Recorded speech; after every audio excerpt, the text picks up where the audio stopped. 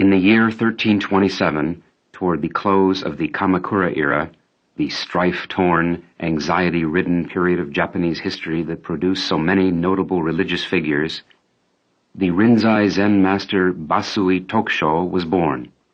Having had a vision that the child she was carrying would one day become a fiend who would slay both his parents, his mother abandoned him at birth in a field, where a family servant secretly rescued and reared him. At 7, Basui's sensitive religious mind began to evince itself. At a memorial service for his late father, he suddenly asked the officiating priest, "For whom are these offerings of rice and cakes and fruit?" "For your father, of course," replied the priest. "But father has no shape or body now, so how can he eat them?"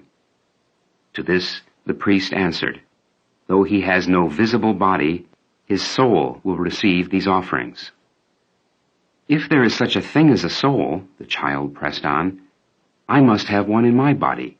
What is it like?" Again and again he questioned himself.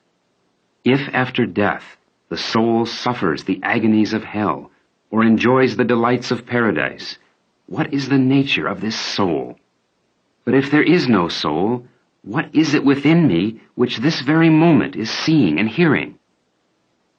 In the course of his spiritual journeys, Bassui eventually met the Zen master through whom his mind's eye was to be completely opened, Koho Zenji, a great Zen Roshi of his day. The lesser masters from whom Bassui had sought guidance had all sanctioned his enlightenment, but Koho, sensing Basui's keen, sensitive mind and the strength and purity of his yearning for truth, did not give him his stamp of approval, but merely invited him to remain. On his part, Bassui recognized in Koho a great Roshi, but declined to stay in his temple, taking a solitary hut in the nearby hills, and for the next month coming daily to see Koho.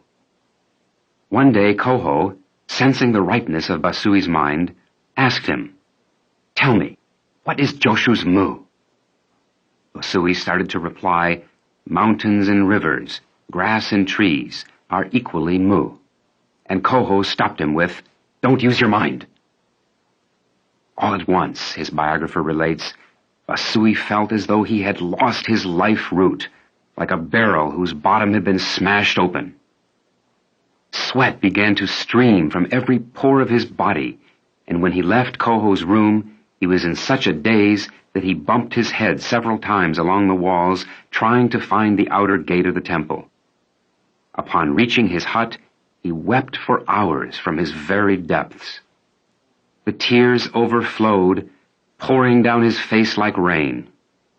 In the intense combustion of this overwhelming experience, Basui's previously held conceptions and beliefs, we are told, were utterly annihilated. Just before he passed away, at the age of 60, Bassui sat up in the lotus posture and, to those gathered around him, said, "Don't be misled. Look directly. What is this?" He repeated this loudly and then calmly died. Here is Basui's Dharma talk on one mind. If you would free yourself of the sufferings of samsara, you must learn the direct way to become a Buddha. This way is no other than the realization of your own mind. Now, what is this mind? It is the true nature of all sentient beings, that which existed before our parents were born, and hence before our own birth, and which presently exists, unchangeable and eternal. So it is called one's face before one's parents were born. This mind is intrinsically pure.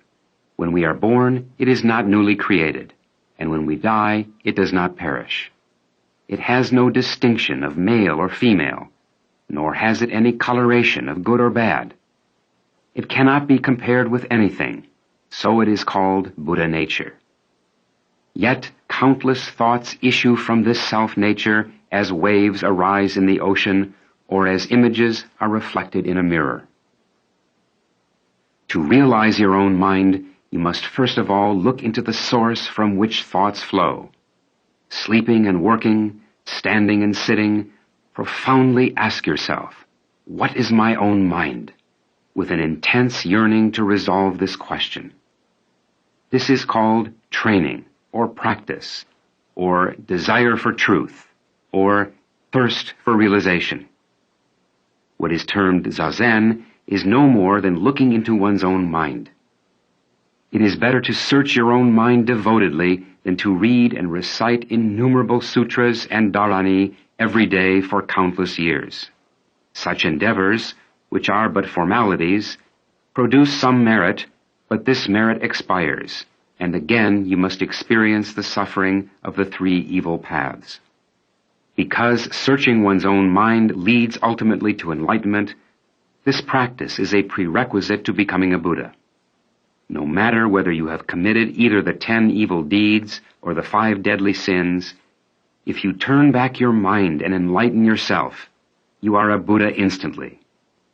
But do not commit sins and expect to be saved by enlightenment from the effects of your own actions.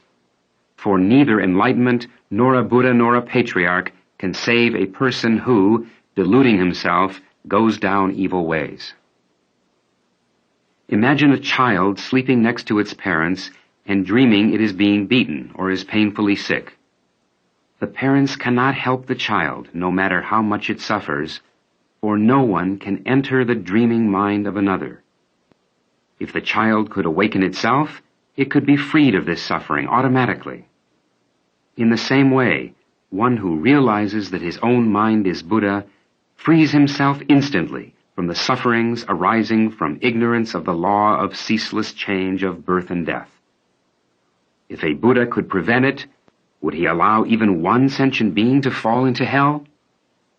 Without self-realization, one cannot understand such things as these.